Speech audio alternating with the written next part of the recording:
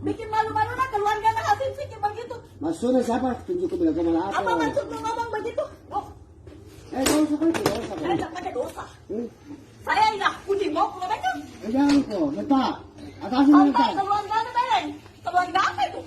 Mau saya bawakan? Saya bawakan. Dosa kan? Saya tak pakai dosa-dosaan. Jangan kok, dosa kok, jangan kok. Atau pindah ke saya pernah waktu Ramadan saya jamat tanya selesai puasa kepikir keluarga aku kok. Saya bilang saya mau dulu. Maksudnya saya bilang siapa? Masuk, Tunjuk kok. apa bahasa melapor begitu?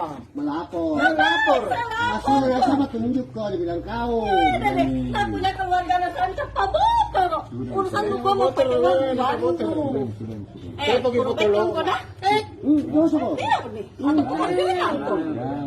Saya Yahudi. Apa? Udah percaya ini ya. Saya sembahyang kepada dia Ji. Saya sembahyang kepada Mama. Awalnya saya dendam memang. Sudah lebaran, ku jamati ku sama apa dia bilang, kau nu lapor kak, apa ku lapor kak? Lapor apa? Oh, mana ini saya tak ada kubukan. Siapa nih? Woi, kenapa? Yahudi kau, anak boleh kau Yahudi, tidak boleh kau begitu. Iya, begitu karena begitu. Maju, Bang.